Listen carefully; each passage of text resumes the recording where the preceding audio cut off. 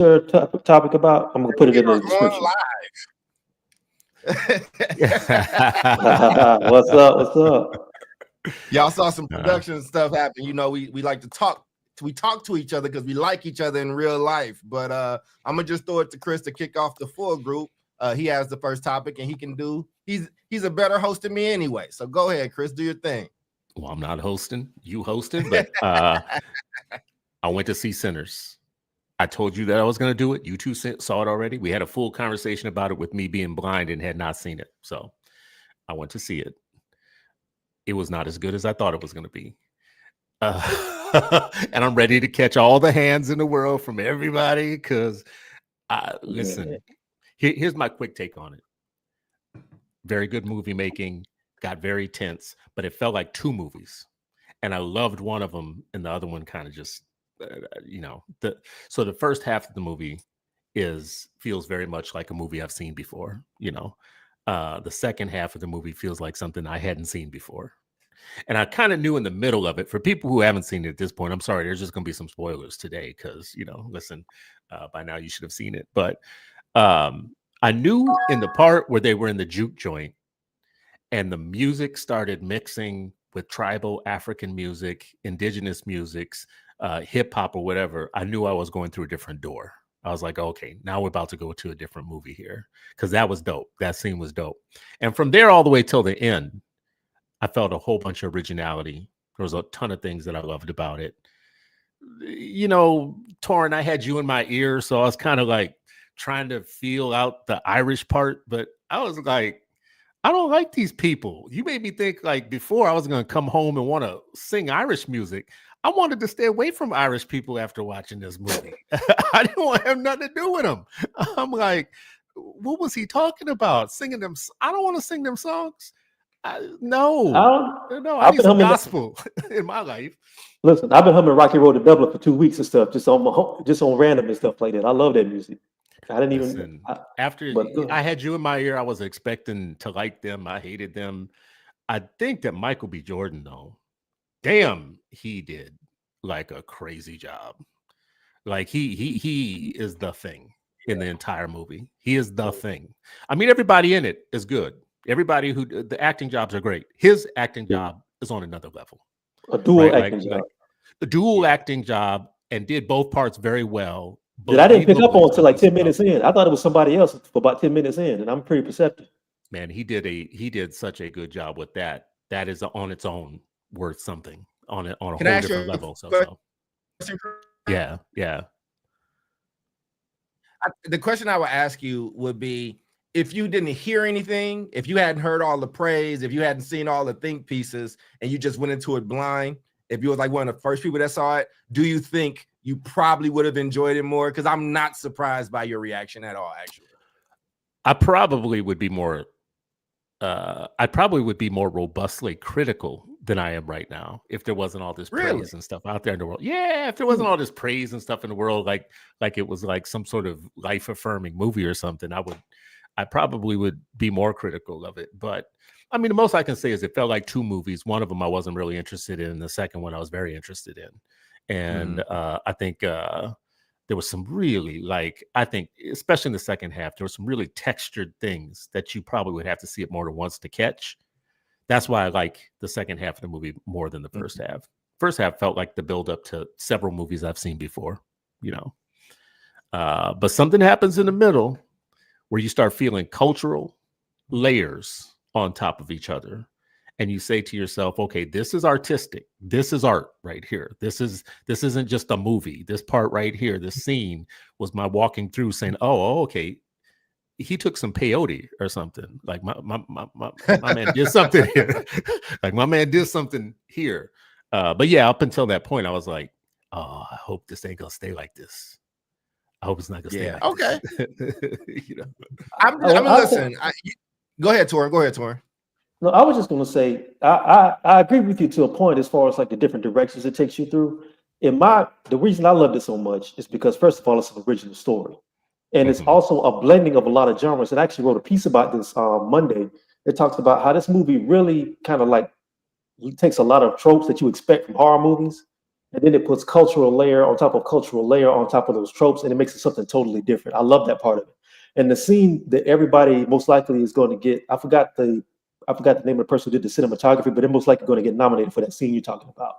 I think he did an excellent job showing how music, when you're in the right space or a song hits you the right way, it does take you out of your body. And I think he did a really good job talking about how whether you're a sharecropper, whether you're in the system, whether you're somebody who's working a dead end job that's backbreaking, when you hear the right music, it takes you out of your physical space and it puts you in a place totally outside of what you would expect.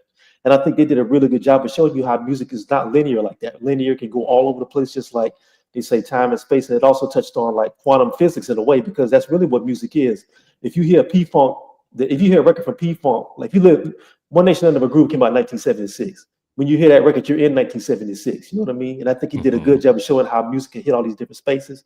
Now, to your point about the Irish, I think maybe the way I described it, I thought I was trying to make it seem like it was sort of like this plea for brotherhood. I thought what it was it showed how shared oppression can also diverge to the point where you still have anti-blackness, even in the guys of let's be all brothers and stuff. And what it ends up becoming is like, I'll bring you in, but I'm still going to exploit you. I won't whip, I won't use you, I won't use a whip, but I'll take your songs and I'll take your soul and I'll take your spirit. I thought that's what I liked about it. You know what I mean? How whatever the time. I felt the And same then Irish way. I don't felt stick. like, I felt like they were the liberals. You had the conservatives and then the liberals, and both of them were screwed up. But did you find it interesting with the music? Because I'm into music, that they sidestep gospel so much. Do you think they really sidestep gospel? Yeah, I thought it was prominent. It closed the movie. It's the first thing. It's the first type of music you hear. It opens it and it closes it. Like, did you stay to the end and watch the end credits? I did. So there were two end credit things. It ends with a whole, solo of Little Light of Mine. Mm-hmm. Yeah. You know what? I don't think it's sidestep. That's not a gospel song. And you had the sinner back in church who had left church, sitting back in there playing his blues guitar in church. Doesn't it say come as you are? Doesn't Southern Baptism say come as you are? And also, I think it was kind of like say drop the money in the bucket. That's what they say. Drop the money. No, that's the prosperity. That's the prosperity pimps. But I'm talking about the real, them little small churches like that. That's what a real church is. But what I'm saying is, you got to think about it though. I think it kind of like up into that trope, because to be honest with you, when you think about the Deep South and you think about church and you think about that music, then you expect to hear it all through the music, because we know we've seen it in a bunch of different movies, from The Color Purple to every movie set in the South. I think it kind of upended that trope that people were expecting, and I think it was good that it did it. It gave you enough gospel to know, look, we know we black in the South, and we know gospel is the backbone of that music, but we ain't got to show you that every 5 minutes. I liked it personally. To some of my people, I just want to say this: I feel like it was anti-Christian, and it's not just it's just not the way that they did gospel in the movie. They did it dirty, because when you talk about the traditions, there is no tradition in all our forms of music without the folk songs that became gospel, right? And the way you get to blues and the way you get to R&B and the way you get to soul is this really interesting mix of like hybrids, but gospel's at the base of all of them. So the idea that you would not see it prominent is not in my mind, it's not upending a trope. It's actually anti-Christian in a way, because the second piece of evidence for me is what the Irish dude says to him when they're at the water part. And he's like, yeah, I can say the Lord's Prayer too. They put that on my people just like they put that on your people. That is an anti-Christian message. It's the truth. Yeah, but I think it's an anti-Christian. It's a point of view, and it's an anti-Christian point of view. Right? I don't see it as anti-Christian in the sense of, but I'm telling you why. Like, I mean, it's the story of Jesus at the Mount, right? Like when he's tempted by the devil, and the devil starts to quote his father's words to him, right? Like, I mean, that is straight from the Bible. It is straight. The devil will know my words better. You know what I'm saying? It's like I don't know. I was always taught that, right? Like silver tongue people, like they tend to know, evil people tend to know the word, right? Know the Bible. But I guess I can see where you would come up with that, but I don't know. I didn't see it that way, but I hear you. I mean, to me, it just showed, that with that scene, it basically just showed that, look, you can use that Bible to exploit anybody. And that's what he was saying. And I think that's what the point they were making. And, like when Remick starts quoting the Lord's Prayer along with Sammy, he basically said, like you said, this is what happened. And look, we know the history of Christianity. We know before they brought the musket to Africa, before they brought it to Latin America, they came with that Bible. Every boat that showed up on African shores and the South American shores was a priest holding a cross. You know what I mean?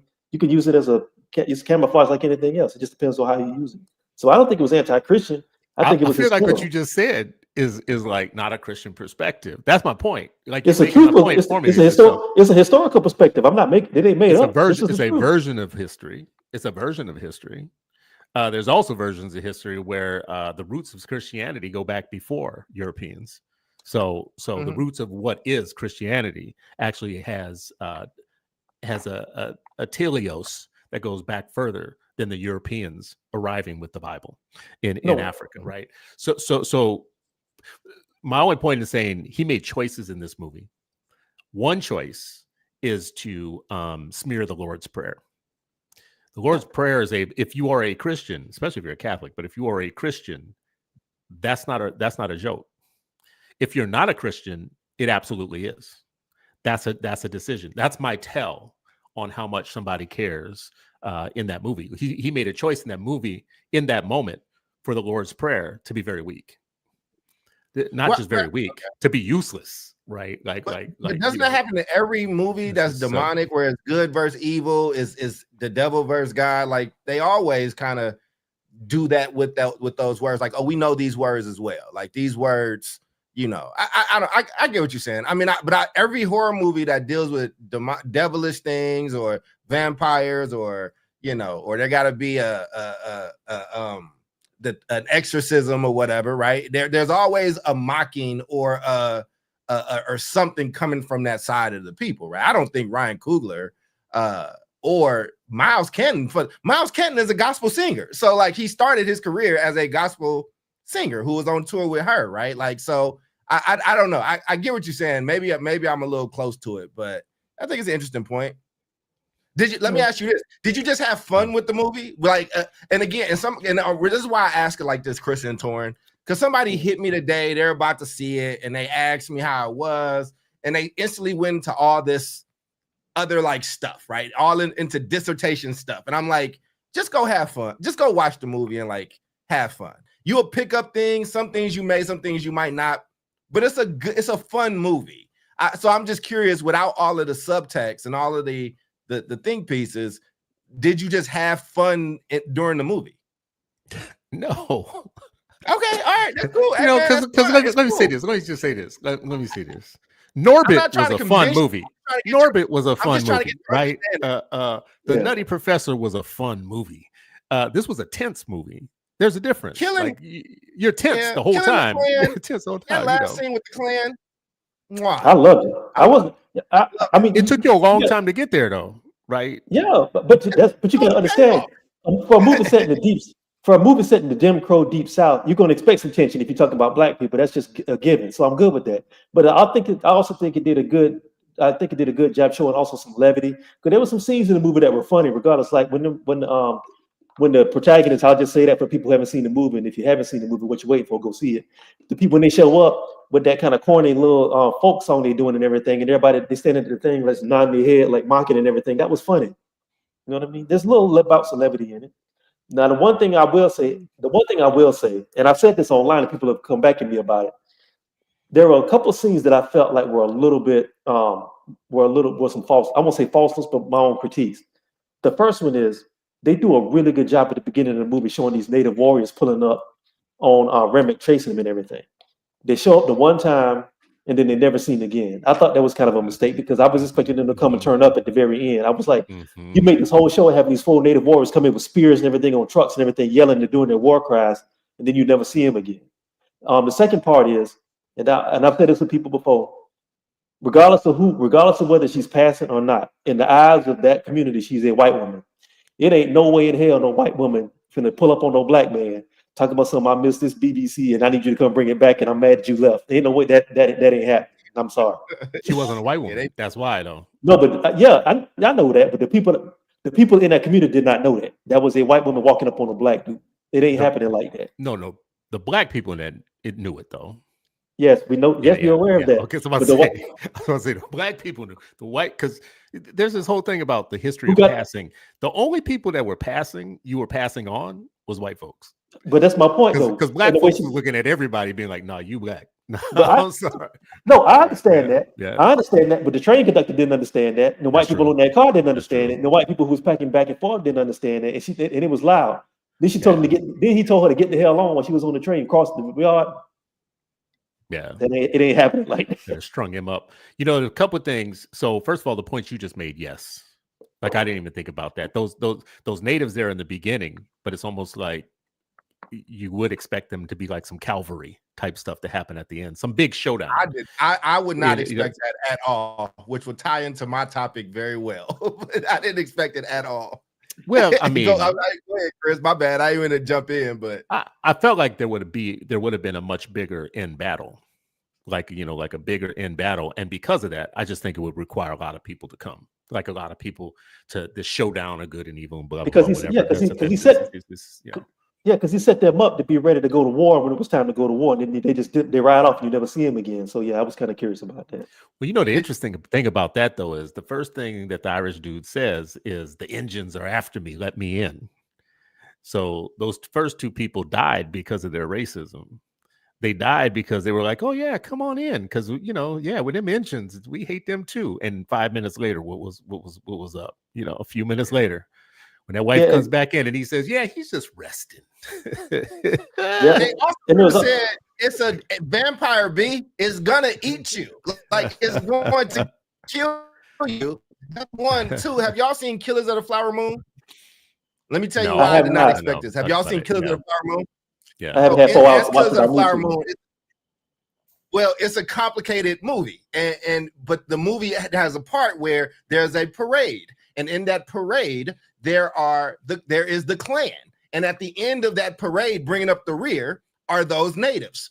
There's a special relationship during that time with natives and white people. And it was like the universal rule. As long as you don't like these people, I did not expect those people to show up at the black juke joint at all, especially not at night. Because remember, as soon as that sun came down, hey, wrap this shit up. We he's a different thing at night. We'll do it in the daytime. We're not doing it at night. So, but I do think he left some meat on the bone there, opened up some things. I could see a universe. I don't want them to do a sequel to this movie. I wouldn't be mad if Warner's does like a universal thing where it's like there might be some connections with the native thing, but I just no. I got the sequel in mind. I got the sequel in mind already. Oh, geez. What is it? What? No. I won't write it for him. But when they should, because he'll have to pay me. Ryan's been waiting for this moment, so go ahead. He is waiting for this moment. So when they come back in 80s gear towards the end, at the end, that's the start of another movie right there. That pair in the 80s gear, when they walk out that door, what they walk out to is the next movie. You can go through the decades with them. Yeah. Right. And when they leave that door, they're in the 80s, right? I think it's 80s, early 90s, probably. No, it's 90s. It's like early 90s. So, I mean, there you go. That's the start. When they leave him behind in there, which I thought was a little hokey, because, he made me promise that I wouldn't eat your ass. Like, you a vampire. You a vampire. No, but their blood was stronger than that, though. They had all the stuff they've been through. Right, they're twins. So like it was showing like this power of their twinship or their love was like stronger than this or whatever, right? Because he let him go. That's how he got out. He didn't kill him. He let him go. And remember, the other one had the thing on, the thing to protect him from the hoodoo.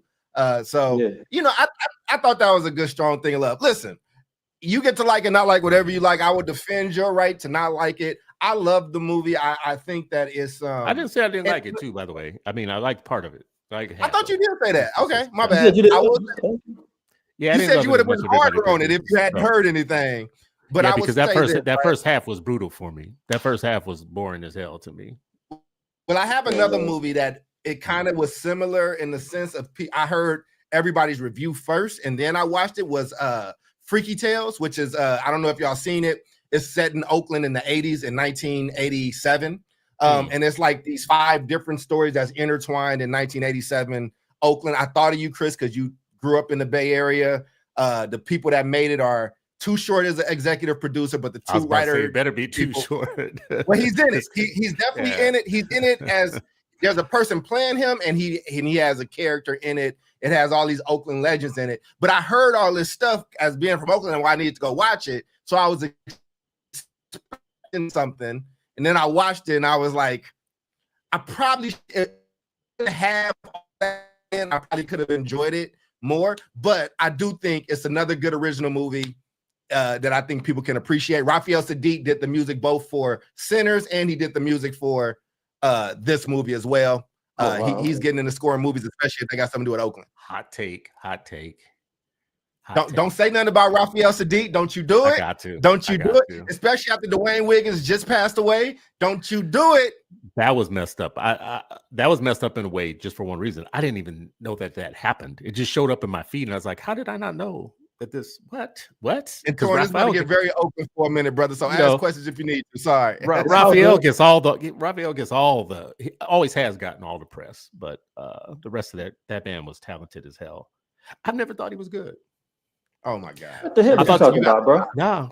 You got to stop this. No, I'm serious. Like, you just being contrarian tonight. I see how it's going to play. No. Like this is the thing. Well, first of all, Charles knows this about me. I left Oakland and came to Minneapolis during the Purple Rain stuff because I thought that I was going to join up with the Oakland musicians that Prince pulled out of Oakland and took them to Minneapolis. That's the reason I'm in Minnesota right now, is because I was in Oakland and everybody was going but me. Prince stole some badass folks from Oakland that used to get together every Wednesday night. Tony was one of those groups, but there was a whole bunch of other talent in those groups, and he took the best. Wasn't Sheila from out that way? Wasn't she leave from out that way? She was out there. She was only on the periphery of this time period, though. And that time period was like Tony, Rosie Gaines, and a whole bunch of other people like Miko Taylor and others that Prince took. He took all the best with him back to Oakland and left everybody else kind of just stranded there. So I got on a Greyhound bus, went to Minneapolis.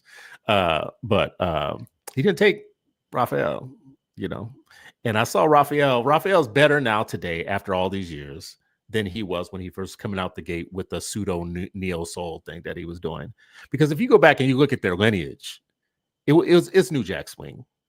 It was the new neo soul stuff. The new neo soul stuff was like a reinvention. Was a reinvention of self. Chris don't want to walk through Oakland no more. This is what this is. Chris is go ahead and say something about Too Short while you're at it. You gonna get at the Pointer Sisters too, brother?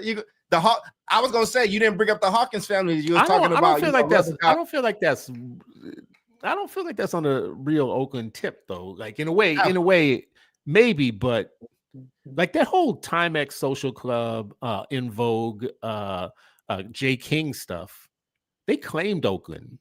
And Tony was in that little clique of folks. That was a different style of music. That was a whole different thing. That was that 80s New Jack Swing, very colorful sweaters and shit thing going on. So the reinvention to the neo soul thing for him, to me, felt like it was a good pivot. It was good marketing. It was a good pivot, and it's worked out now. He's like the Danny Elfman of movie scores now. He does the score of every movie. Hey, man, anyways, look, I ain't never mad at a black man finding a new industry to take over. So listen, me either. I don't know if I could even call that a pivot, because you go back and look at some of the history of the early 2020 stuff, and not after that first album, but the second one, you see some of the elements of what became sort of like that neo soul wave in that album. What was the second one? The first one was called Who? I forgot the name of the second one, but the second one I know had a bunch of different elements going on because Vanessa Williams sang on a couple of tracks. I think Too Short is on one of them. There was a lot of stuff going on, like It Never Rains in Southern California and some of the other stuff. A lot of those elements, like the live instrumentation, some of the orchestration and all that stuff, that turned into neo soul down the road. So I feel like he was there at the beginning of it. I don't think it was a pivot so much as it was a progression.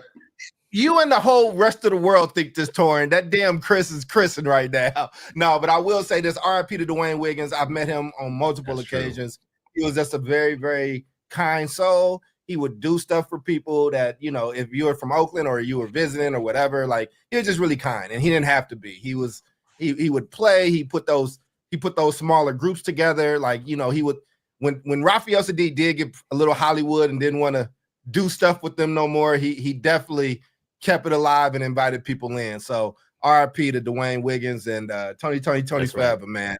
All right, let's get to your topic now. Now, listen, we don't went from having a nice, joking, good old time to this. This is about to be the most depressing shit ever. But I got you, Torin. Let me tee it up to you. It's all you.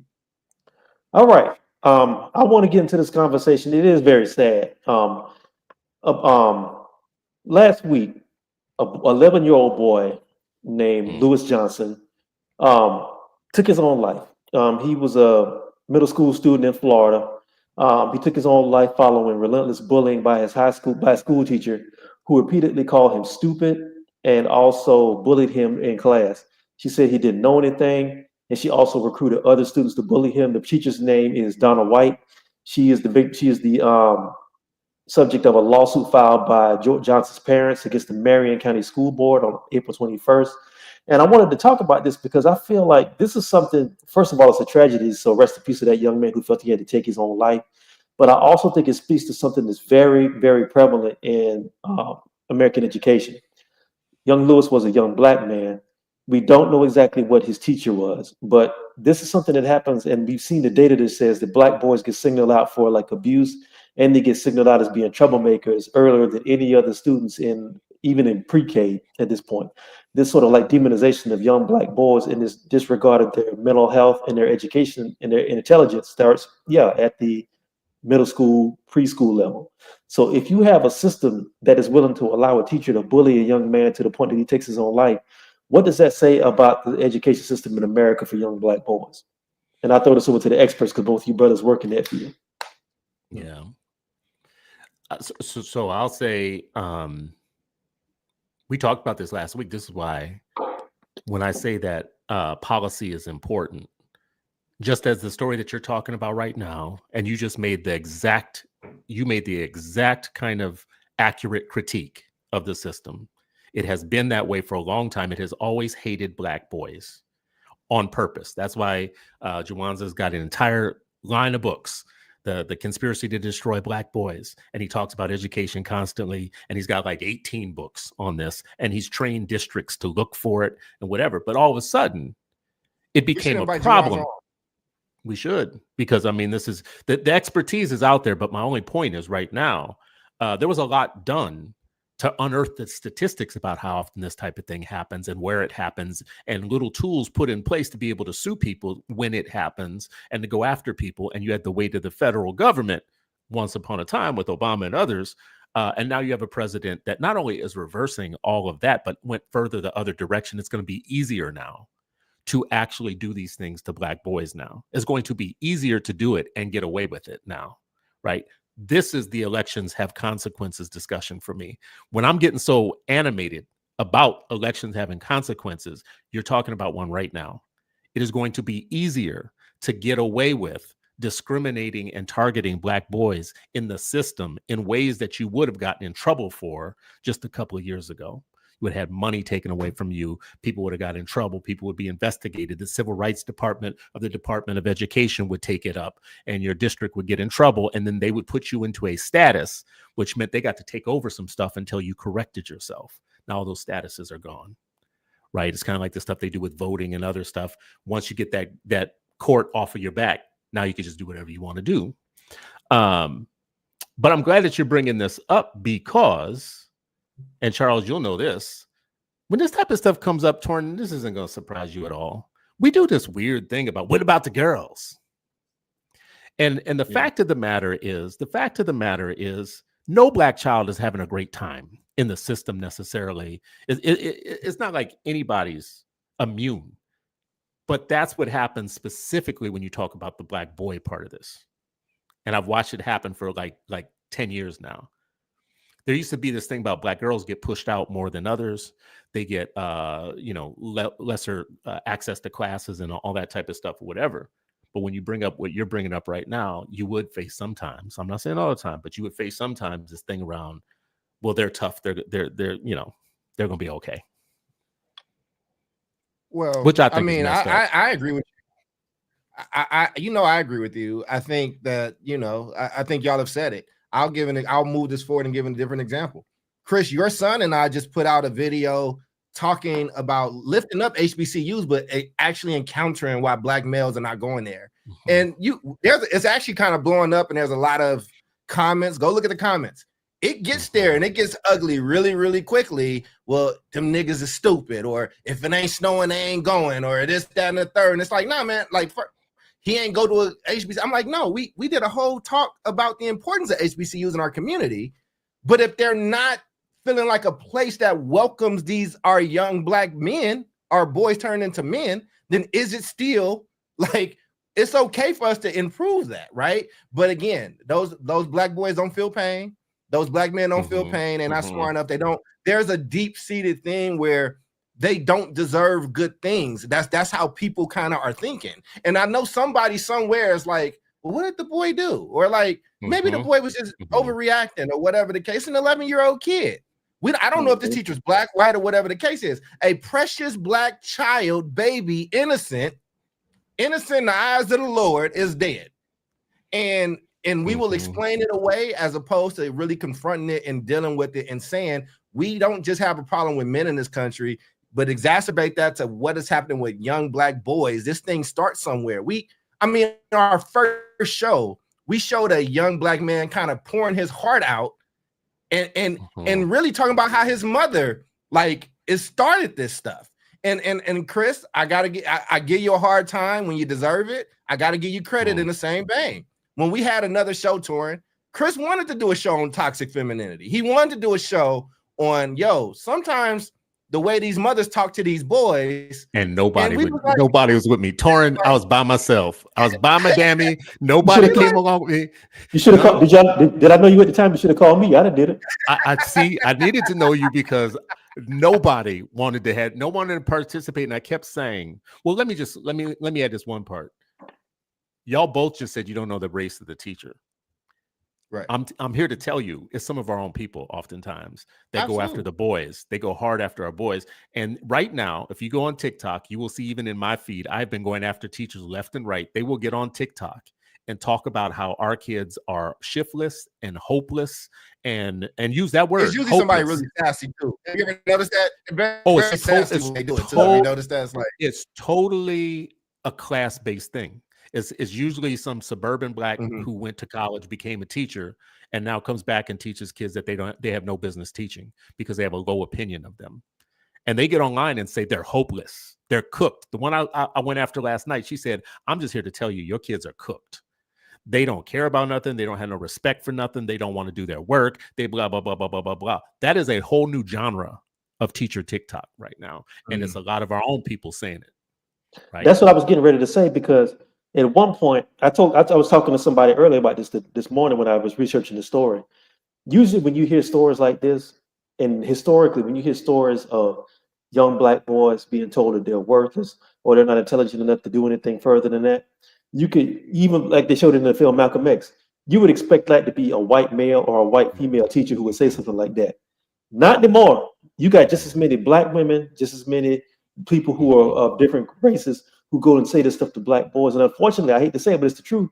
9 times out of 10, you'll get a black teacher say that to a black boy before you get anybody else say that, because the white teachers know they'll get sued.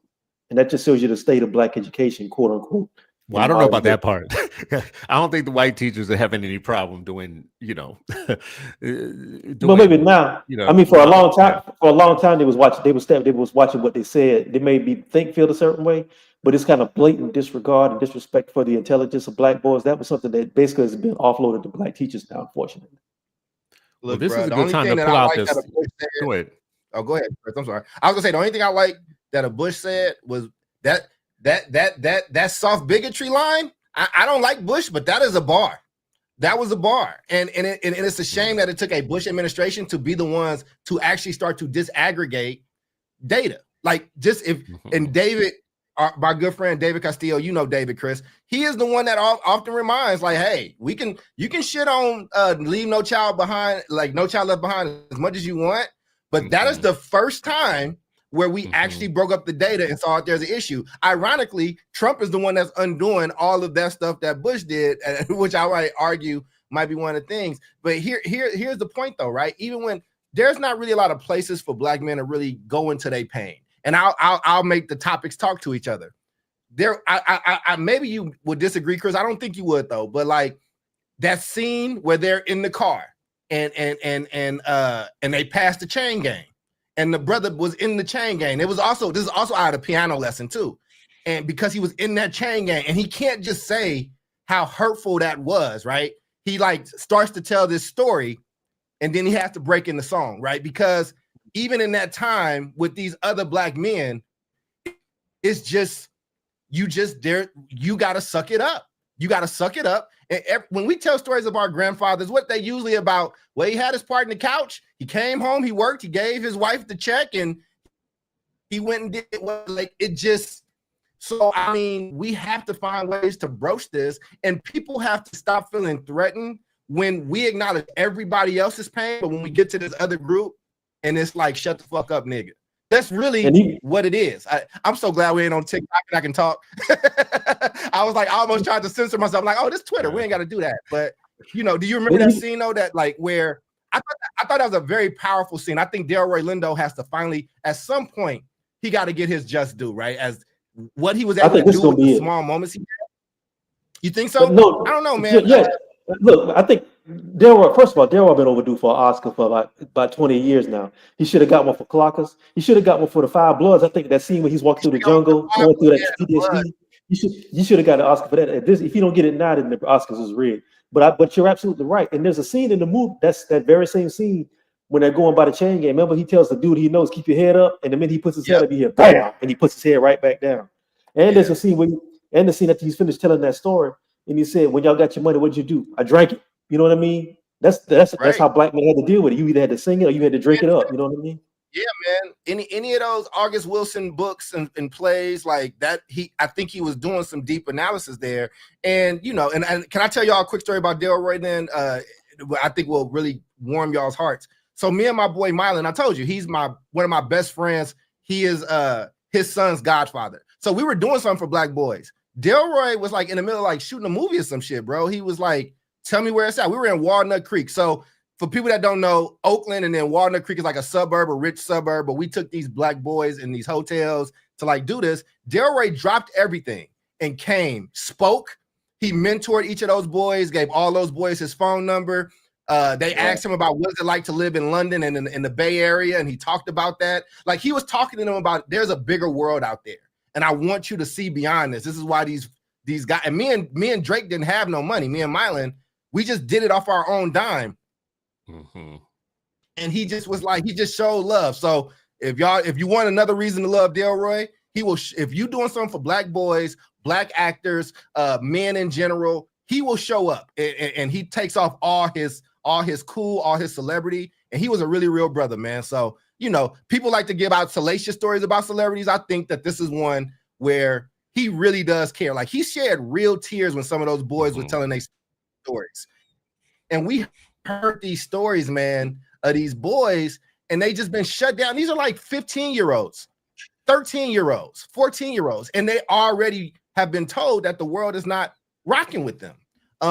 Anyway, I just thought I didn't want to hijack your topic, man. I just share something positive. No, that's like right in line with the topic, because I think it starts with men, right? Absolutely. Like it starts with men, like you know, women, Black women, they have this whole thing because they've articulated their thing and they've created a space for it. They developed a language for it.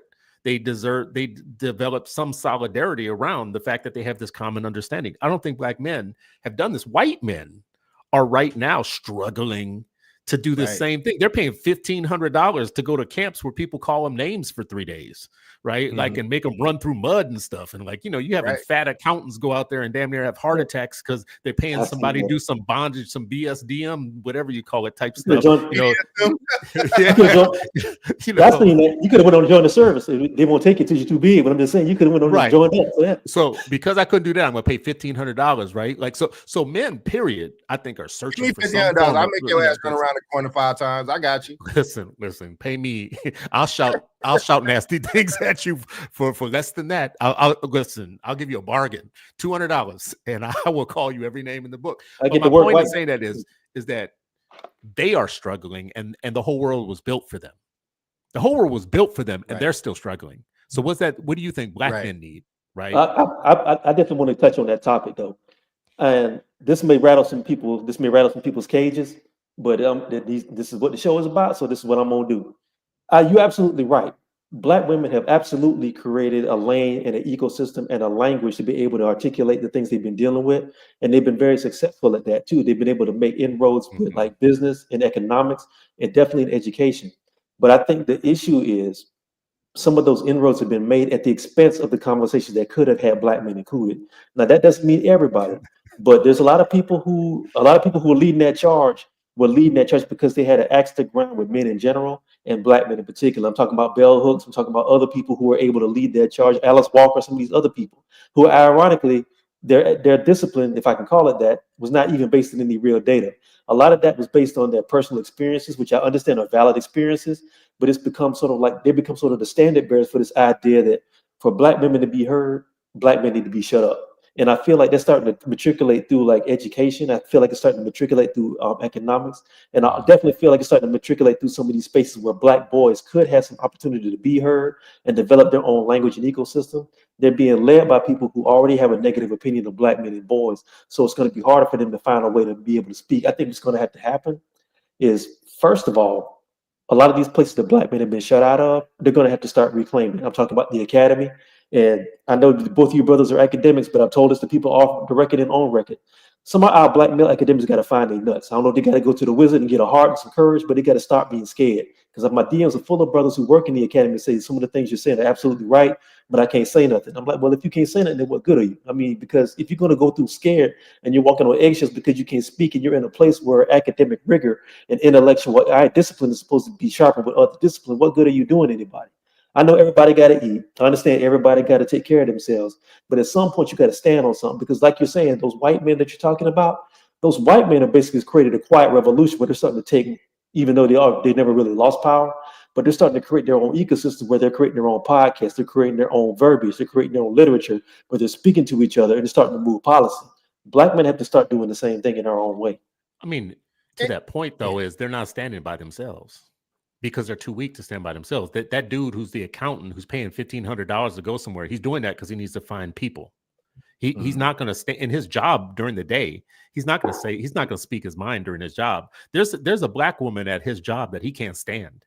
She says stuff all the time and he doesn't like the sound of her voice. He's not going to say anything about it because, of course, you know what he'll tell you is, now, if I say anything about it, I'm racist or some whatever, right? I'll get fired. So what he does is he pays $1,500 to go somewhere with other white men who feel exactly the same way that he feels every day. And then he starts listening to podcasts because they need constant reaffirmation. The thing we slept on with white men over all these years is the effect of sitting in your car listening to Rush Limbaugh on your way to work every day and looking around and looking at people and you hate them and then you just seethe with it. But then when you get back in your car, you have this voice telling you that you're right. You're not crazy, right?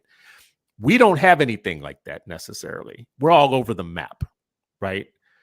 Some of us can't get 5 people to stay on the same thread with each other, right? I asked you guys like 2 weeks ago, these people that you know, I can name all their names.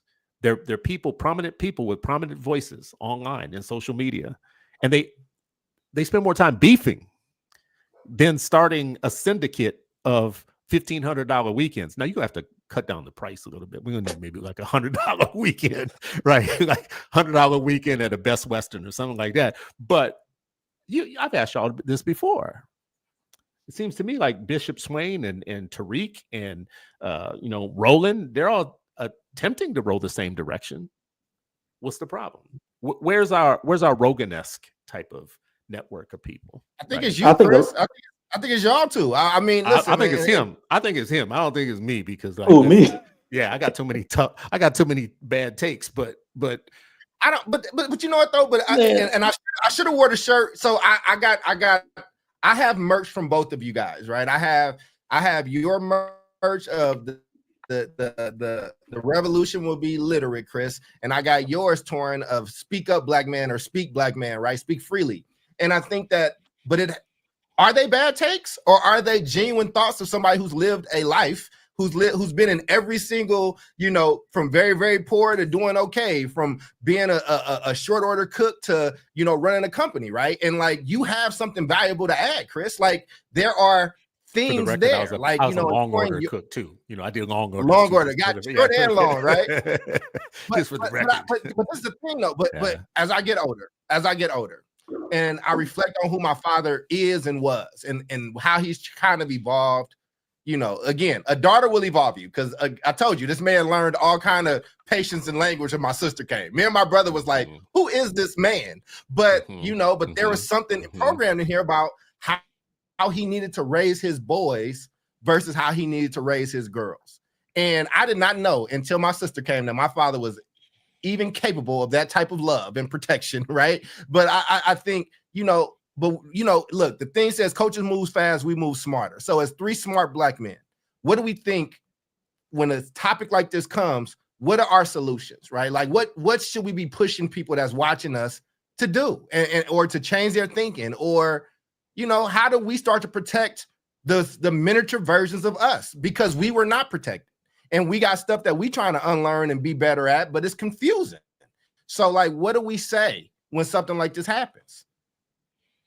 I mean, you want to take it, Chris, or you want me to do it? I mean, I guess I could start quickly. I feel like, you convene, you connect, you collect, you bring people in small groups together on regular basis to form fellowship. Fellowship is the basis of everything. I have one very good example of that. I used to lead an organization called the African American Leadership Forum. That was 5 brothers that used to get together on a Saturday and just have conversations about things and they were at different levels in their like careers and jobs or whatever. And that turned out to be 1,200 people. That's the short story. The short story is 5 brothers meeting every Saturday turned into their wives looking over the fence saying, well, why y'all meeting? We gonna meet too, and blah, blah, blah. And eventually became an organization that ended up being a private meeting with no funders or nobody else and no prying eyes involved. And you had to be invited. And it was a network of mutual aid. Anytime somebody had a problem, somebody was like going to get fired, somebody was going to get some news that they didn't know was coming, there was always somebody in the room that had something for them. I feel like that introduced me to so many dope people.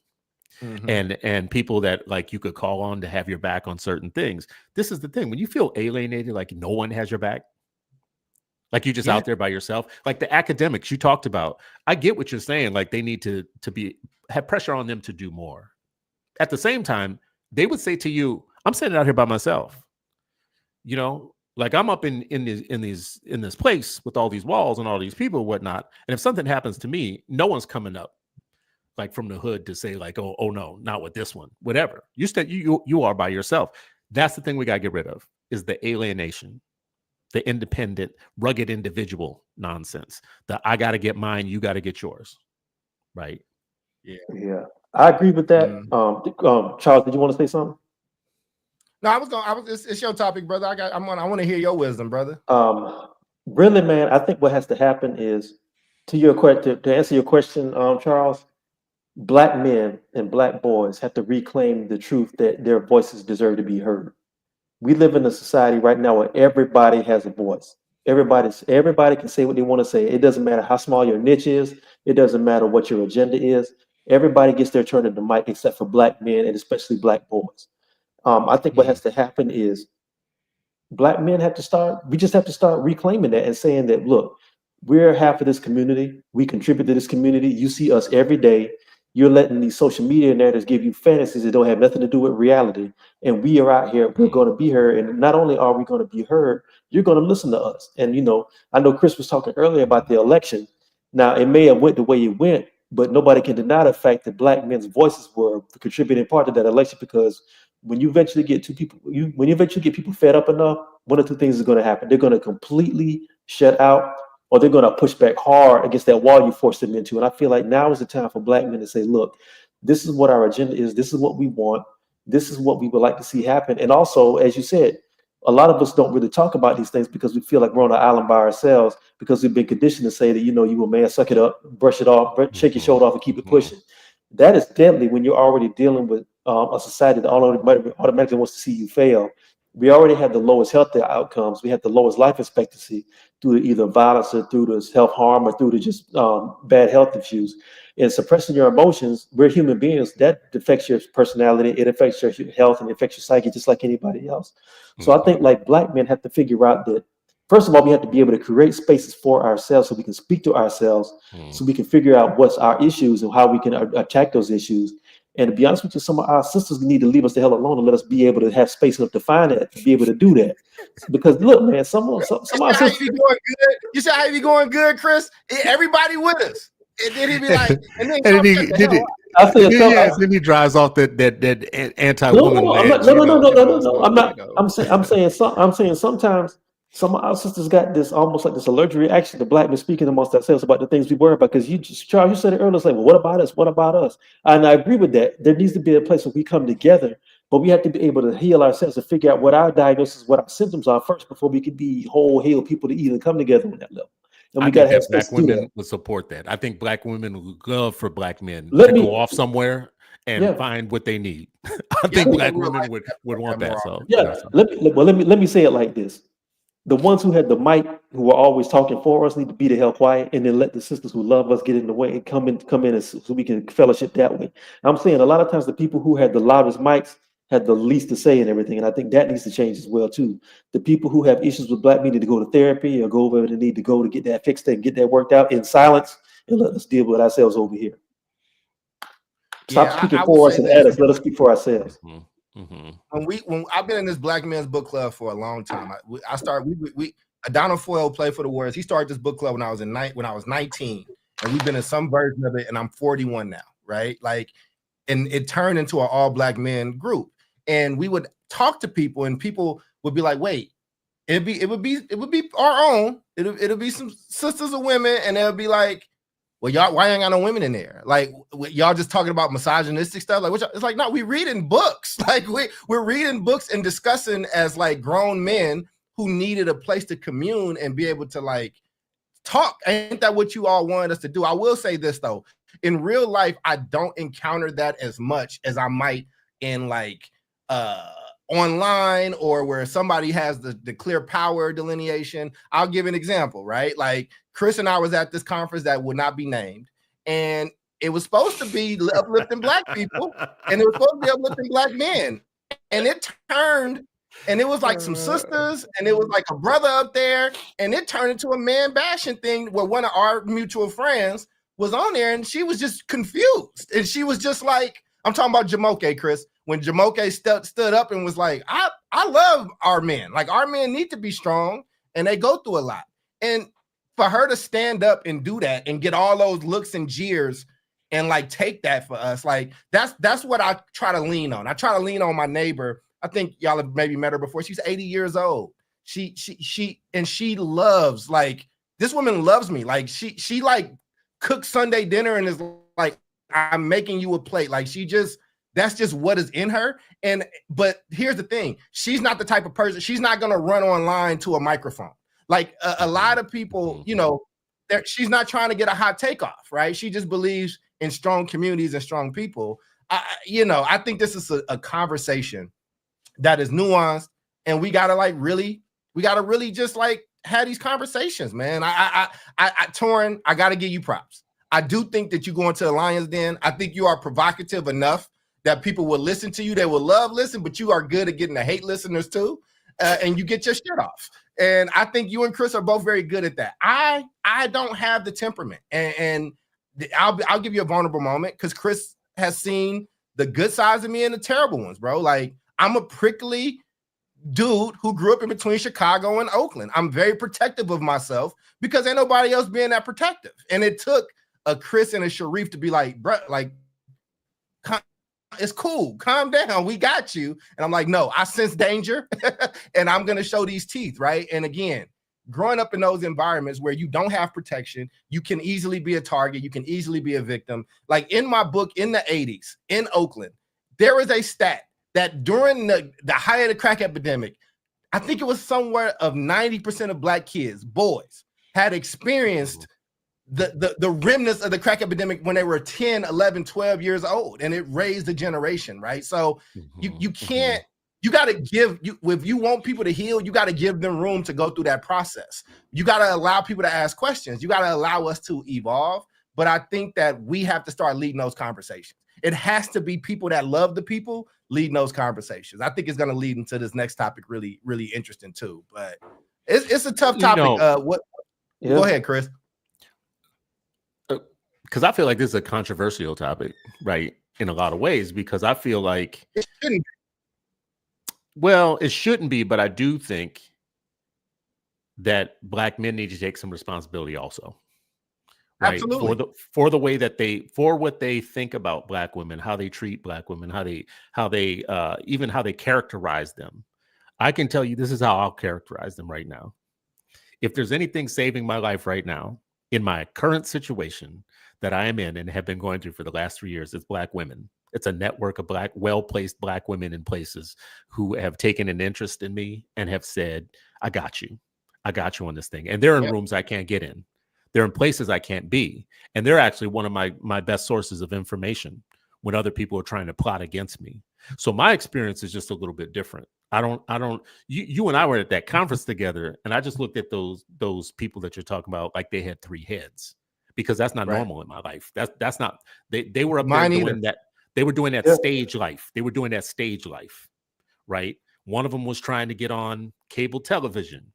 One of them was trying to get a grant to be a MacArthur genius. Like they had some stuff going on. They're not normal in my life, right? They were not a good representation. Absolutely. Because when you said MacArthur genius, I know exactly who you're talking about. It's 1 or 2 people, but I'll be quiet. And you should know the cable one too. But I mean, my only point in bringing it up is the Jamokes of the world, who you mentioned, Charles. Torrin, we were at a meeting. We were at a meeting in New Orleans. We brought together a private meeting of some Black activists in education, and there were Black male principals who came to talk to us, and they were Black male school leaders that sat and did a round table with us to tell us what it was like to be that in New Orleans. And I swear, some of our more polished individuals that we had brought from New York and other parts of the country, the women said, why you ain't got no women on this panel, blah, blah, blah, blah. And I'm sitting there thinking, Black men in education are so rare, like 1 to 2%, right? Rare. You're here in New Orleans with these people that are fighting a good fight for our kids and running schools. I would think you would want to listen to, but I didn't say that. You know why I didn't say that? Because what Charles just said is true. Jamoke stood up and said, I love my brothers, and I think we should definitely be hearing from them, blah, blah, blah. Room went kind of... Right. She pulled they didn't know how to. They did not react. know what to do. She pulled an Oakland in the room, and I felt like that is who I'm used to. That is what my aunts are like. That's what my Oakland people are like. That's what the sisters in my life are like. Just like Jamoke. That's what the real world is like. But that's my point. Sister, I don't know this sister. I would love to meet her. But sisters like that are the norm in the real world, and they're also the norm in a lot of other places. What I'm saying is the reaction that you got and the quiet she got are the people who are a lot of times are making policy that affects Black boys, which goes back to my original point, where you could say you can't say that these teachers used to be white teachers who would downgrade Black boys. You got people who think like that, who are making policy, who go in the classroom every single day. And if you don't stand up to them, it's only going to get worse. You're going to see a lot more young justice having the same effect. If people who work in the academy and are not in these places tell these people to shut the fuck up. Y'all don't want to do it? Call me up there. I'll do it. I'll do it for free. If y'all got connection, if y'all got relationships, y'all don't want to damage whatever, just call me. Fly me up there. I'll go wherever you need me to do. Y'all need a high gun? We just walked out. We just walked out. We said witness this shit, and we just like walked right out. Sometimes you gotta let people know. I'm still gonna corner you on this one though. See, because Black men with all that that shit that they was doing last year. Here we are today talking about a young man that's no longer with us today. And I'm telling you quite literally, that is going to be easier to do with all of these executive orders that are coming down right now. That's the reality of saying, oh, well, I don't care. And, blah, blah, blah, blah, blah, whatever. All that shit that people were saying last year. My response to that was, you're not wrong for feeling that way. You're just wrong for knowing that this is not how you protect the village, right? Black men are supposed to be protecting that boy that happened to today at all different guard posts. And one of those guard posts right now is coming out of Washington, D.C., and it's just about to get worse, as a matter of fact. It's not over, right? No, I get that. But what I'm saying is there's no Black men in that. I guarantee you there's no Black men in that school who could have been a guard because the Black men have been either pushed out or they're so rare that there's no one he could have turned to who looked like him, who had the same gender as him that he could speak to. That's what I'm saying. I think that's true. Yeah, I agree with you on a national level, but when it comes down to the classroom level in whatever locality he was in, when he was probably sitting there with his head down and nowhere to turn to speak to, there were no men in there that he could speak to. So what does that say? And that's been going on way before Trump. That's my point. And there are people, and there are people who look like us who are facilitating that. That's the danger in that. I want to see the picture of the teacher. Like I'm waiting for it now. Now I'm like eager. I mean, look, regardless of who the teacher is, I look at it like this though too, man. It's like, listen, yo, like why are we so more comfortable with an 11-year-old boy, black boy being killed? And if you just change the race, change the sex, it's a different type of story. This was not plastered everywhere. This was not in every single feed. There was no CNN special on this. There was no MSNBC special on this, right? And I think that, and when you say something, it's always, anytime you acknowledge like a young black boy doing something, there's always, well, he's the exception, or, well, I bet it's something in his past. I bet you there's something. It's like, he's 12. He's fucking 12. Like, what are we talking about? And I will say this, black men, black boys are so much more valuable dead than they are alive. Like there was a whole movement organization built off of the death of a black man, and then they took every remnant of a black man off their website. Like this was a thing that happened.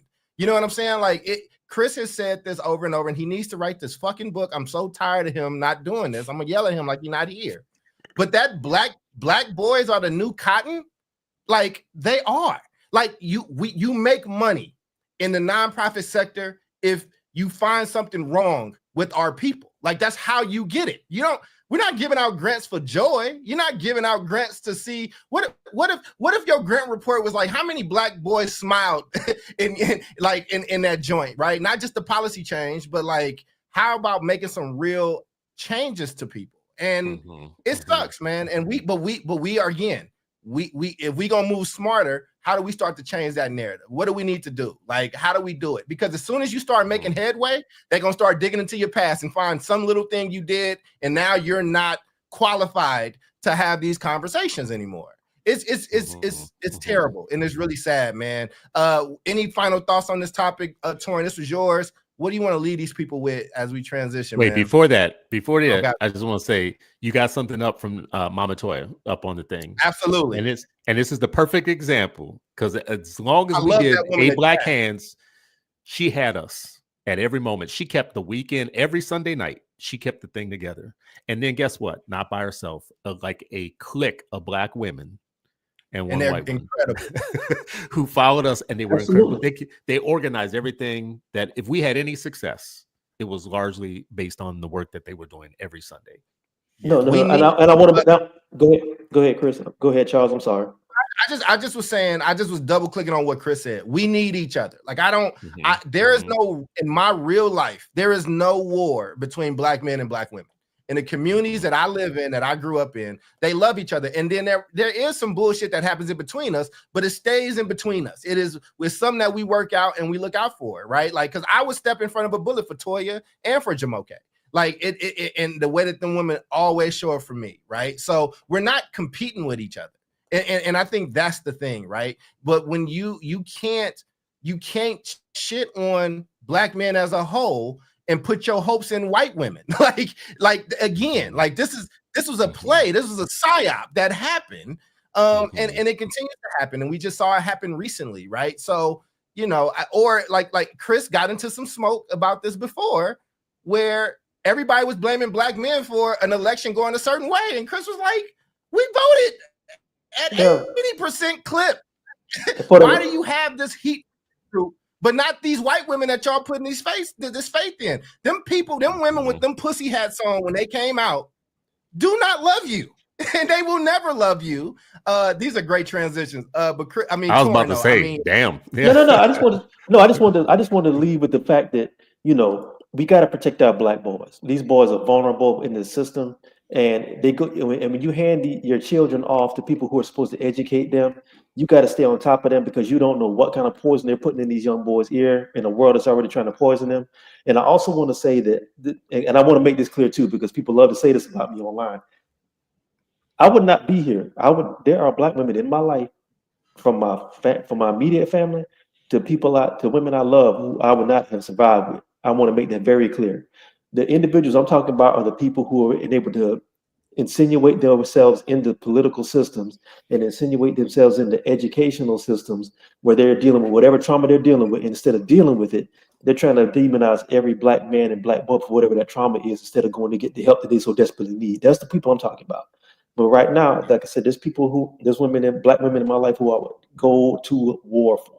And I just want to be clear that we're talking about one, and that's another thing too. We got to take these narratives back from when we're criticizing an individual. You're making a blanket indictment of everybody of a particular gender. One individual does not want an agenda make, and we have to be able to look at people as individuals with their individual behavior instead of getting on these soapboxes and doing this thing where you get these conflict killing words where you say, "Well, you just hate these women. You just hate all women." No, we talk about this one individual that could possibly have created damaging this boy that made him decide to take his life.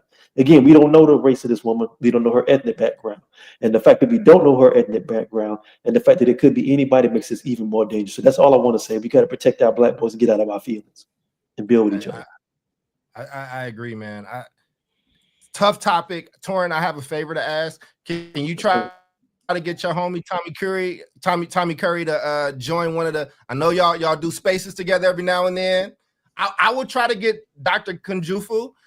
If you can get Tommy, I know I gotta pay for Dr. Jawanza, and I get it. I'm not mad at it. I will do my best. I will reach out to see if he can make that happen. I'm pretty sure he can. It's just a matter of his time because he's actually very busy right now, which is good for Black male studies. But I'll reach out. But go ahead, brother. And here's the thing: as I transition, right? Let's look at a Jawanza Kunjufu and a Dr. Tommy Curry. You know what they got in common? They was talking that good shit, and they both got blackballed. They got blackballed.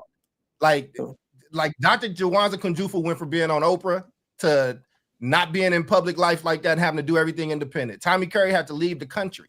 You know what I'm saying? Like, they will find something. And that's the thing. There's a lot of people that feign that they're going to like be targeted or victimized or lose stuff, but they don't be losing shit. We got real examples of people. We talked about the man not. We talked about Jawanza Kunjufu. We talked about all these people, and they all blackballed. They all lost. You know what I'm saying? And if they changed the lecture and they was talking shit about black boys and the problem with black boys, I promise you they would be right back in the spotlight. And I appreciate those brothers. They square. Same thing with Claude Anderson. Claude Anderson was fairly prominent. He was on like a lot of those shows, like on Donahue, like in the early '80s and stuff. When he started talking about like a group economics for black people that we need to separate and start building our stuff up like we did before the '60s, he got blackballed off a lot of stuff. Well, you know, I'm not for this next segment. I'm just gonna go into the video. Let's just watch this video real quick, and I really want y'all's thoughts on it. Let me get it up here. Yet he was rejected by most colleges he applied to, including 5 UC campuses, even with a 4.4 GPA and a 1590 out of 1600 on the SATs. Some of them were certainly expected, you know, Stanford, MIT, you know, it is what it is, right? Yeah. But yeah, there's some of them like Cal Poly, some of the state schools, I really thought, you know, I had a good chance. His name, Stanley Jong, and he and his father just filed a lawsuit against the University of California and the U.S. Department of Education. The Jongs allege that UC is engaging in racial discrimination in admissions despite the law banning the use of race in the process. I want to show the UC statement to us when we inquire. They call these lawsuits meritless, and they also say the UC undergraduate admissions application collects students' race and ethnicity for statistical purposes only. The information is not shared with application reviewers and is not used for admission. Some people might look at this and say, look, Stanley is working at Google, making good money with a dream job that top university graduates aspire to. Why does he want to be a part of this? And for you, some critics might be, why are you not letting this go? There's a bigger story here. First of all, I think the story is bigger than Stanley himself and bigger than myself for sure. And what we're trying to get out of this is a fair treatment of Asian applicants going forward, including my other kids and my future grandkids. I'm gonna leave it right there. I have some really hot takes on this, but fellas, what are your reactions to this video? And because I think I might have some hot takes today. I might be the bad take character. So let me get y'all's thoughts on this, and And also just a few people just hit me in my personal text and on here. Dr. Jawanza Kunjufu passed away a few days ago. I did not know that. I didn't either. I didn't hear it either. I'm gonna double check and go look.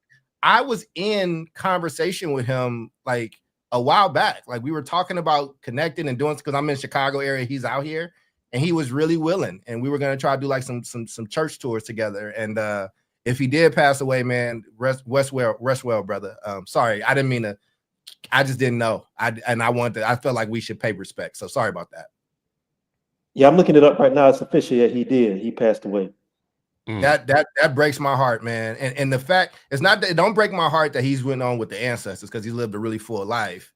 It's that, why is this not bigger news? Like, why? My heart's a little broken, man. Let me bring us back. Sorry, that threw me off. But what's y'all's take on this video? I'm just curious with this, because I've been around this since the first stuff started, maybe like 7, 8 years ago, when they started to put this stuff together, and it's like they're on code about some stuff. And in my book club, they had some interesting takes, and I became I had the bad take. So let me how do y'all feel? Let me start with you, Chris, and then go to you, Torrin. What's your initial thoughts when you saw that, Chris? Well, I feel like people forget that there are conservative Asians, right? This isn't about all Asians. I think people forget that there's damn near MAGA Asians, right?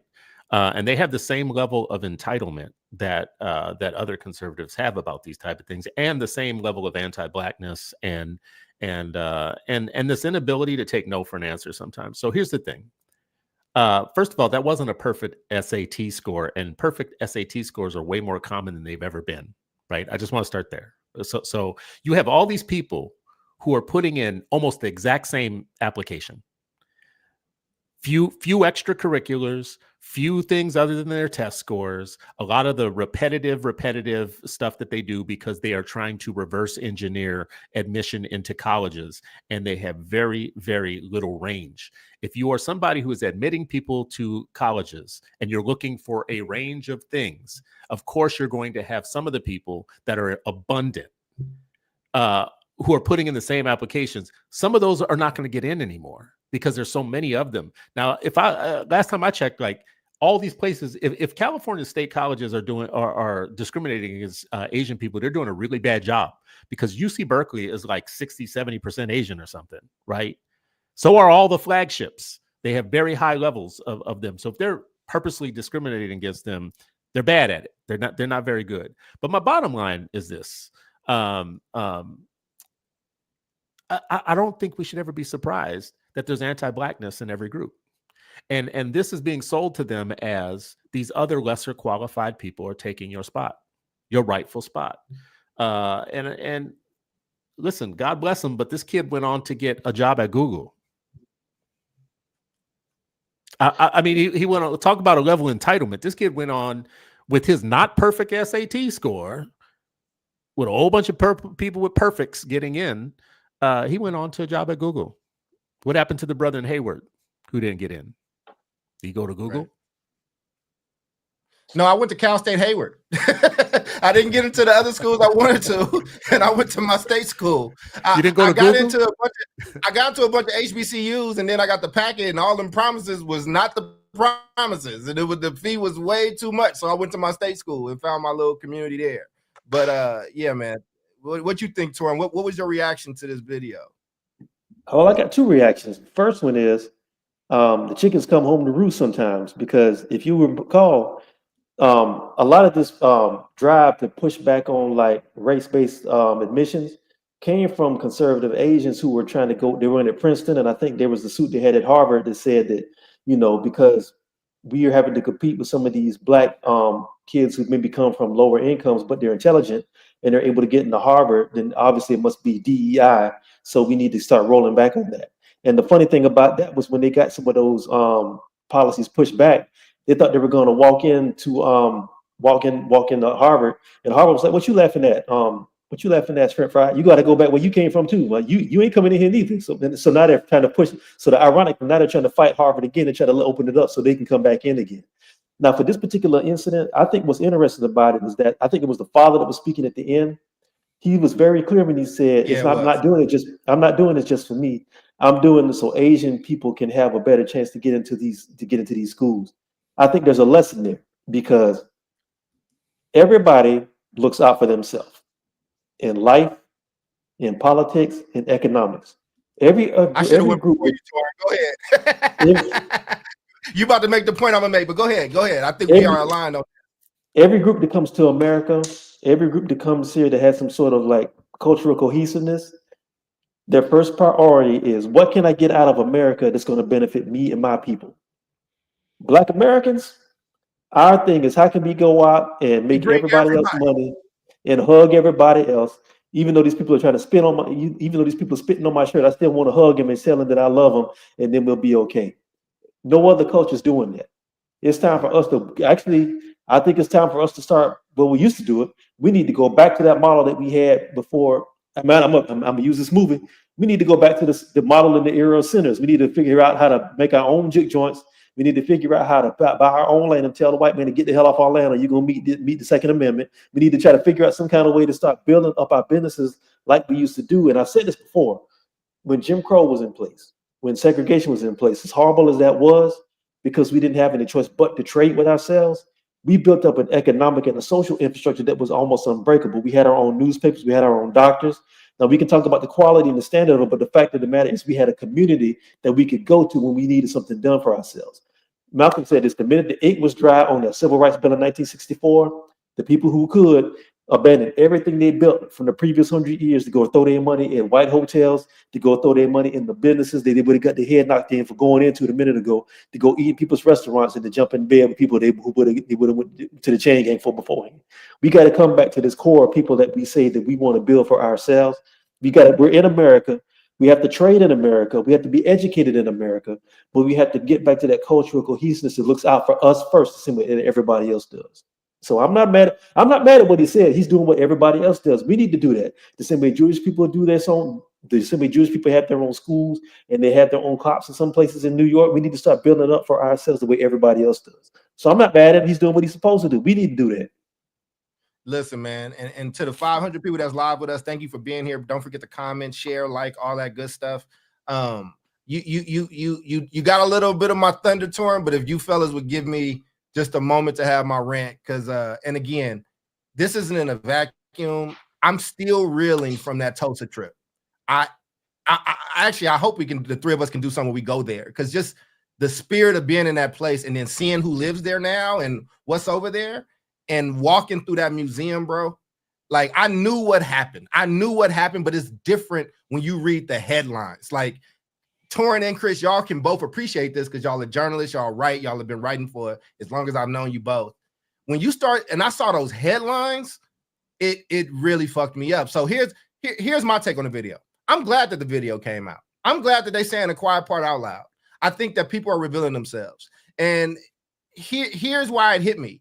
When that father at the end said, this ain't about fair for all students. This is about me. It's about my older kids and my kids' kids.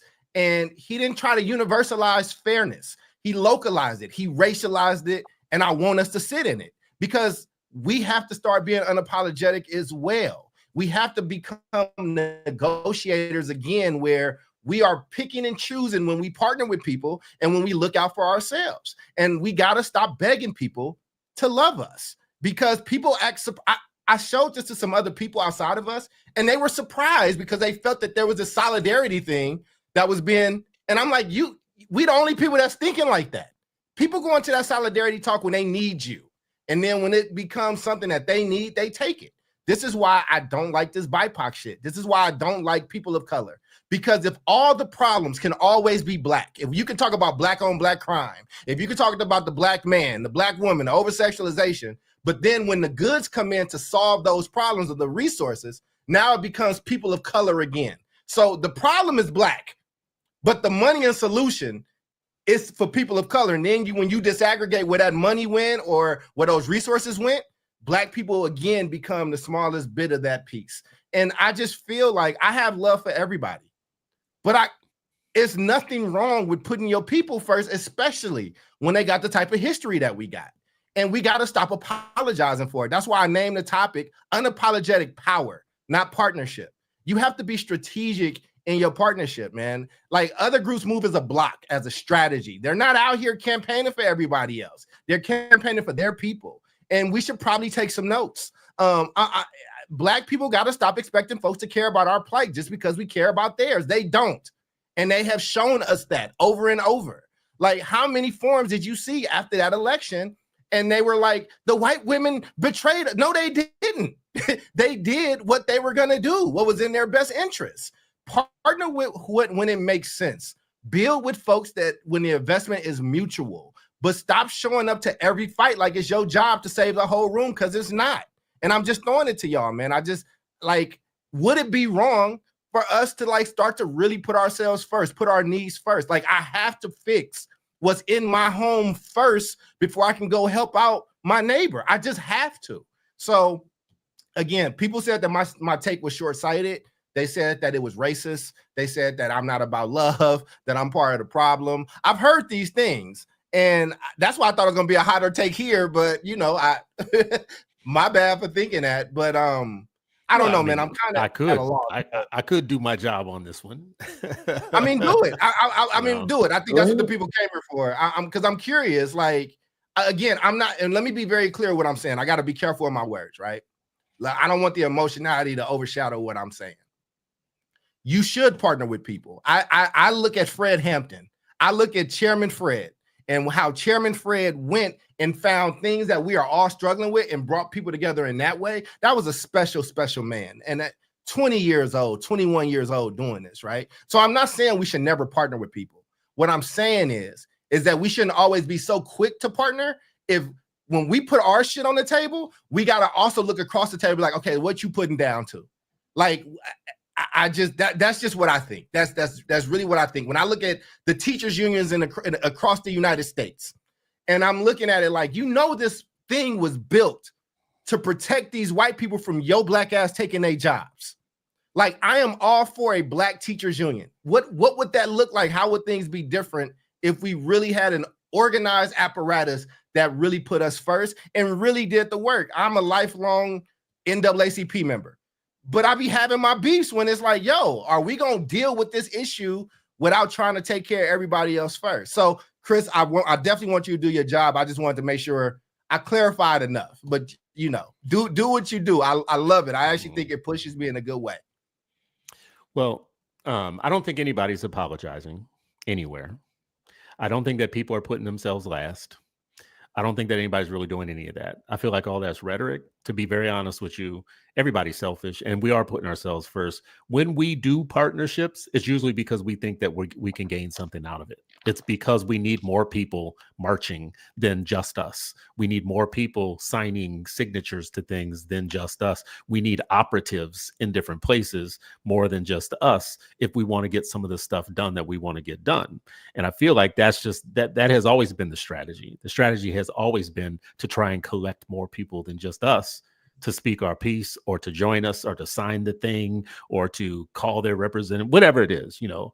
And I will also think that there's a class part of this too, because the kid not getting into Stanford and not getting into all the colleges is different than the underclass of people that live in the same neighborhoods and they have the same broke asses and they have the same broke ass services as everybody else, and they start intermingling with each other in the same way that not the sinners Irish, but the historic Irish and blacks when they were in the field together had a different relationship than when they started making money, right? And they started like getting out of the hood, and then all of a sudden it was about capital at that point. So I do think that there's a difference between a kid who didn't get into all those colleges and his conservative ass parents who see it as a capitalizing thing and capitalism is being the main drive versus the ones who are never going to do what that kid is doing, and they know it. And they live in the neighborhoods with everybody else. And when it comes to voting for a mayor or it comes to fighting for certain things or whatnot, they see it in their best interests to align with each other.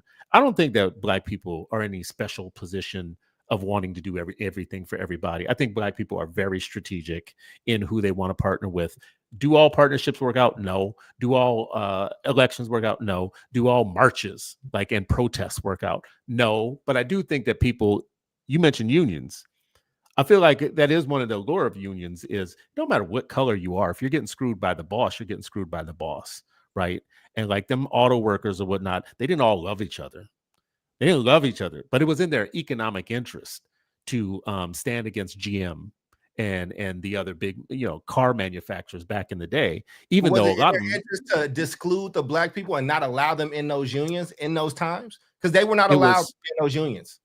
right. Well, and there was a time where we were in slavery. I mean, but those times changed. And this is my point. Black people found at each gate, they found who they should join and when. And it wasn't because they loved the people, right? Black people didn't try and get into unions because they loved white people. They tried to Didn't get say into unions. No, I'm not saying you said that. Okay. I'm just saying that this is the point, is that they did that because they were strategic. They were strategic people, right? And even today, if you and I end up joining with somebody on something, it's going to be because we're being strategic. It's because we think that we can do something together that we can't do separately. There may be somebody somewhere who's suffering from what you're saying right now. They're suffering from that or whatnot. I just don't think it's the main characterization of why Black people do what they're doing right now in terms of trying to form these partnerships and try to have alliances. I think they know that it's like, there's strength in numbers. I got you. I want to pull you back in, Torin, but I want to respond. I think I would say this then, and I say this. I've seen this when I was in Democratic Party leadership. I say this when I was in other organizing things. I say this when I've showed up to everybody else's plight and we're talking about the issues. And I say, hey, this is a Black issue. Like, can we talk about that? Well, that's not what we're doing right now. I've had that happen, like to the point where it pissed me off and I left leadership, right? Where it's like we show up for everybody else, but when I asked to show up about this, it got shut down every time. And I would challenge you, brothers, if you're in one of those rooms or with a funder or with a person and they talking about this as a wider thing, be like, okay, but can we talk about this? And watch, you can see people clinching in the moment. Like you can see it happening, right? I just, again, the message that I want to get out here, and I'll throw it to you, Torin, because I know I've spoken a lot on this one right here, but it's something that is touching me. I really, really, truly think we do have to kind of I don't think we put ourselves first in those ways and strategically. I think what tends to happen when it is Black people, only Black people, then we start doing, well, there's intersectionality here, or there's this and there's that. And not to say that there's not, but I think when you have a movement, there's like, these are the three things. These are the things we're going for. This Montgomery bus boycott is for this thing. It didn't get split off into these different sub factions, right? The divide and conquer does work a little bit better against our people than it does in other groups at times. I truly, truly believe that. Now, again, we don't have to agree on it, but I just wanted to make sure I was articulating that because I get what you're saying. But Torin, where are you standing on this, man? What are you seeing? And you can tell me if I'm batshit crazy too. I'm with that as well. No, man. I think really what it is we really do have to get back to this idea of nobody's coming to save us. And I think a lot of the so-called Black political leadership is still caught in that 1960s model, like I said earlier, of, if we sing Kumbaya with everybody and we try to make this big tent of people who say that they are our allies and we're trying to find some sort of common ground. I think sometimes we give up so much common ground trying to find common ground that we don't have a center to stand on. And I think politically, we have to get away from that. We have to say that our interests are, as Black Americans, are the interests that we are focusing on. Now, we can partner with you on some things, but we're not going to deviate from these core beliefs and these core agendas and this core goal that we have. I think there's been too much wishy-washiness, and I think there's been too much flip-flopping and backside deals going on with our quote-unquote leadership. And also, I think some of our leadership is really starting to age out. So we have a gerontocracy leading Black America. That has to go. I think you have to start bringing in some new blood of people who know how to stand on pro-Black business and focus on that, even if you're dealing with other people. Until that happens, you're going to keep seeing these same cycles of, hope and rejection, hope and disappointment, hope and rejection, hope and disappointment going over and over and over again. And I think that has to stop. Until that stops, we're going to be right back here again in 2 to 4 years, no matter who's in office. Yeah. Okay. Come on, Chris, bring it, baby. I love it. I mean, I actually am enjoying your I know you don't think I'll be enjoying it. I actually like your takes, bro. Here's the thing. I always try and rescue the truth of Black people from these type of discussions. the truth of Black people has been a wavering path to get to where we are today. Some steps forward, some steps backwards, some alliances that work, some that didn't work, some that only lasted for the period of time that we were in them. Like, you know, the 1970s was different than the 1980s, was different than the 90s, was different than the 2000s. So whatever time you're in, you have to like figure out what it is to do in that time period. And I feel like every decade going backwards, if I were to talk about Black history, Black folks did it in every decade. They had a strategy in the 70s and the 80s and the 90s. Some worked, some didn't work, whatever. We got taken to the farm on the, like, you know, the whole Reagan thing, whatever. We learned our lesson in the 90s a little bit. You know, we tried to move. But at every effort, every one of those efforts, we were blocked. Like we were being cut off. Our roads were being cut off. So Black folks have succeeded through some of the most tough political circumstances. And this is like when I argue with people who, like, you know, they want to make it, there's something wrong with us. We're on a political plantation because we vote the way that we do. We don't vote the way that we do because we're stupid. We vote the way that we do because it's just an extension of what we did 10 years ago, 40 years ago, 100 years ago, of always trying to make forward progress with whatever we got. Whatever you got in your hand that can help you make forward progress. If it's an alliance with the Italians, then it's alliance with the Italians for whatever moment that is. If it's the Chicanos, you know, for a moment, then whatever it is, we're going to do this with the Chicanos, whatever. But it's always out of intelligence. I always think that there's a Black intelligence working in all of these things.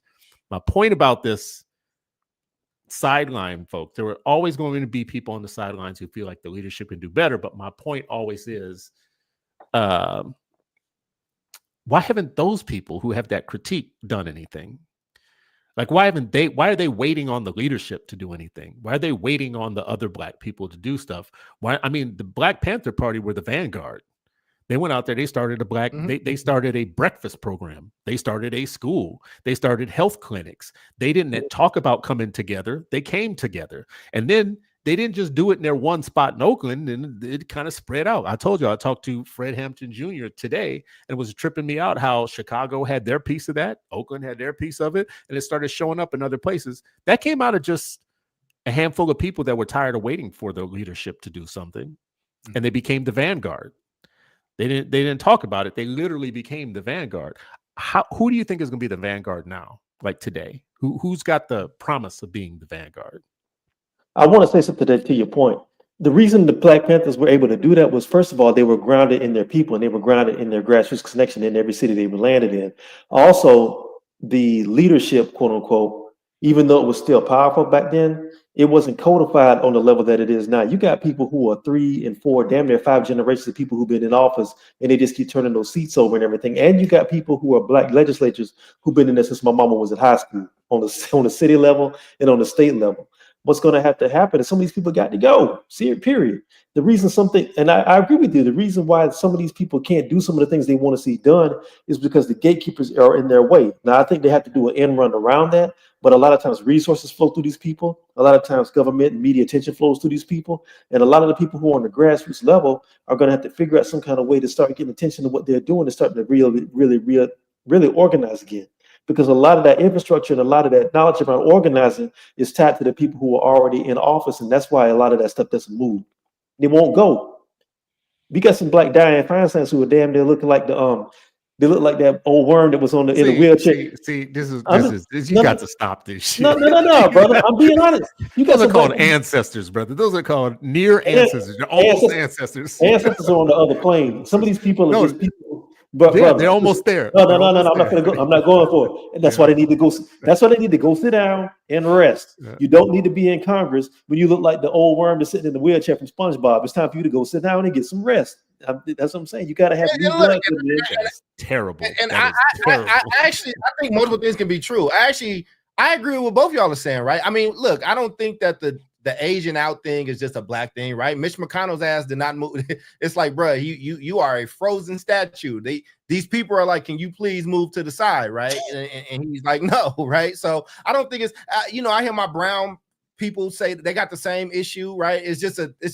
We are not been good with passing things down and like setting up the next generation to kind of be in leadership, right? And to be fair, I think sometimes there's a little bit of humility that we can have as younger people with those people, right? Like there has to be a better ecosystem for moving that stuff around. I don't disagree with what anybody said. I know we need to wind down, Torrin, and if you got to go, feel free, bro. I guess I'm just saying this, man. I think that we all recognize that how we're going about things, a lot of this strategy is not working. There needs to be some changes. And like you said, I don't know who the vanguard is going to be, Chris. Maybe they are just waiting for us. I don't know. Maybe it's different with this new technological like landscape we're in now. Maybe it is just little cell pockets and things like that. I'm not sure. But what I am sure of is that I know just from what I've seen and with the rooms that I've been in, people do feel more comfortable with white people around or white approval. Or things like that. And maybe it's usually because they tied to money, but some people do just believe white ICE is colder. Some people just do believe that other groups have better things and they want to be a part of it. Some people, you know, the unwritten rule of how to be a successful group in America is that you integrate. Like it is what the Irish vampire was trying to do, right? That's the American tale. Give us your shit and let us kind of mold it how we need to and merge it all together. And we tend to get lost in those things, right? So, like I said, I don't have answers per se, but I am enjoying the conversation with two other smart brothers because these are the conversations we need to have. And you need to have Torrens and Charleses and Chris's that have three different angles. And now that we have all these facts and all this data, it's like, well, how do you move forward? How do you start to build those things? You know what I'm saying? What does that look like? And here's the other thing that we left out that's glaring. What happened to the Panthers? What happened to those leaders? How were they made examples of? It's the same way they was made examples of during times of slavery, right? You have to, I mean, Chairman Fred Hampton's gravesite still gets shot up every single year. Every year they shoot that man's tombstone.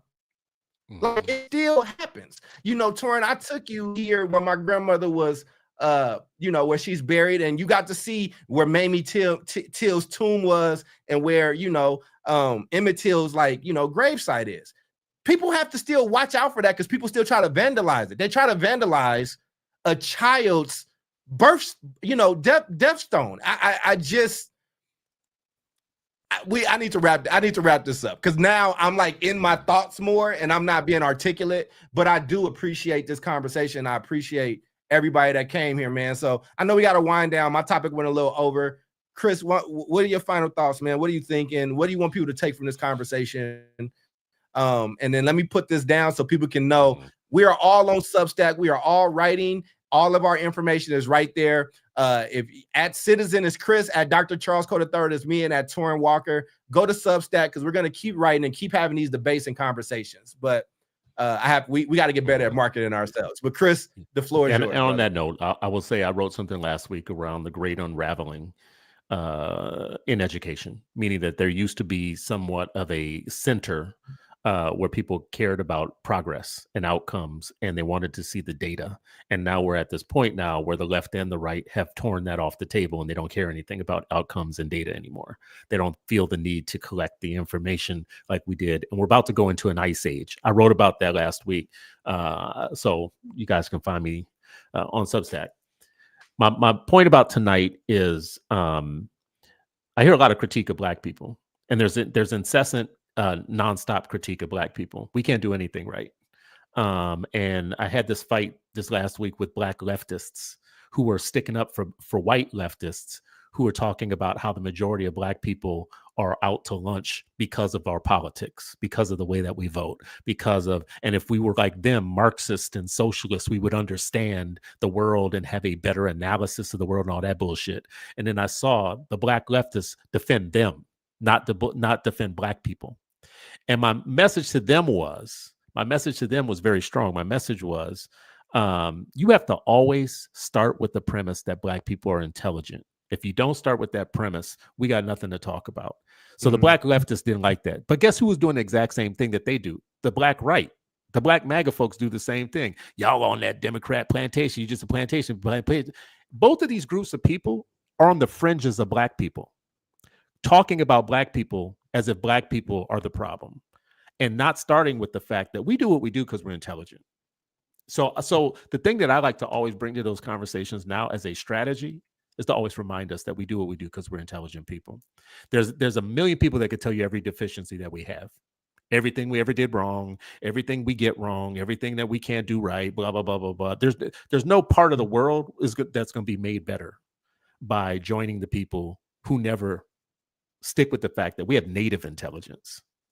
Intelligence runs in our race. It is native to us. That's how we are still here. So that's my final word on this right now is I'm fighting the people on the black left, the Marxist left, and the black right who are saying the exact same thing.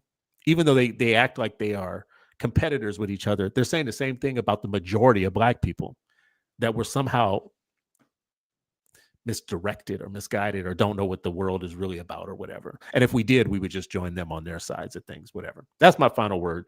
I'm glad y'all brought up this story about the young man, the young boy, I should say, because young boy, child, the young boy. And the reason I say that I'm glad y'all brought that into the room tonight is because that's what makes shit like this real. All this other fancy stuff we could talk about or whatever, that child's life is the thing that is real in all of the stuff that we talked about today. And he's not here with us anymore. Appreciate that, Chris. Torrin, what about you, brother? So final thoughts on all of it.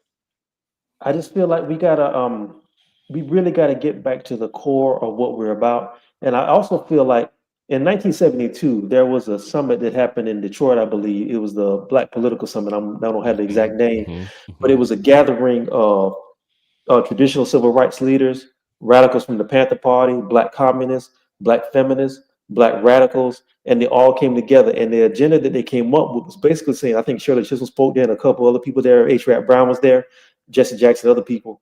And I think the consensus that came out of that was black people have to create a unified political front for their own communities and to be able to redress their grievances with the larger government. That was in 1972. It's 2025 now, and I feel like that conclusion was still valid, and we got to come back to that. I don't think we have to reinvent the wheel. We just got to come back to our founding principles and say, we are black people in America. This is what we're about. This is what we need for our people. If we can do that, then won't have to worry about what other people are doing. We'll get back to the strength that we had before politically, and we won't be into these 3,000 different agendas that have us pulling each other like an octopus and ain't nothing moving. We got to be able to get some core values together, and we got to get a core political message together again. That's where I'm at with it.